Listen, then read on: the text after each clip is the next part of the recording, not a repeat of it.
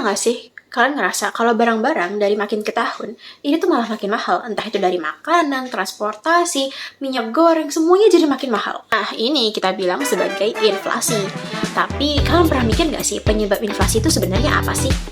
Kalau aku bilang bahwa penyebab inflasi adalah mata uang itu sendiri, kalian kaget gak? Tapi itu adalah faktanya, bahwa inflasi itu disebabkan oleh nilai mata uang itu sendiri. Hah?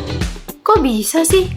Sini aku kasih tahu. Dalam ilmu ekonomi ada yang namanya quantity theory of money. Dalam teori ini berkata bahwa jumlah uang yang berada dalam masyarakat itu semakin naik, sementara barang dan jasa itu jumlahnya masih tetap. Maka harga-harga akan ikut naik.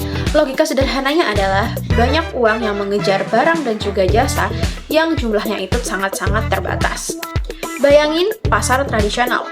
Tiba-tiba semua orang punya banyak uang dan mulai memborong cabai, beras, minyak, terus banyak-banyak barang hal lainnya. Karena permintaan itu naik drastis, sementara stok barang dan juga jasanya ini tuh masih tetap aja, maka dengan gampangnya penjual itu menaikkan harganya, yang malah akhirnya menyebabkan bahwa kita tuh sumber daya belinya tuh semakin turun. Contoh realitanya ada pada sejarah pada tahun 1920, di mana pada tahun 1920 ini Jerman mengalami hyperinflation yang dimana pemerintah ini mencetak uang berlebihan hanya untuk membayar utang peperangan. Hasilnya apa? Harga naik secara gila-gilaan.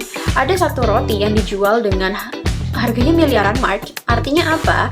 Uang yang terlalu banyak justru bikin nilainya tuh semakin turun. Jadi bukan banyak uang yang bikin kita kaya, tapi seberapa besar daya uang itu bernilai. Kesimpulannya, meski uang itu penting, tapi jika beredar berlebihan, justru menjadi berbahaya. Makanya, di Indonesia ada bank, khususnya Bank Indonesia, yang mengatur dan mengelola agar tidak terjadi inflasi. Karena pada akhirnya, tujuan kita bukan hanya untuk punya uang banyak, tapi juga untuk menjaga nilai kegunaannya. By the way, saya Azalia Adrisi Islami dari Sistem Informasi ITS dengan 3 digit NRP terakhir 165 dengan topik Money versus Inflation, The Quantity Theory of Money. Terima kasih sudah nonton, and bye-bye guys!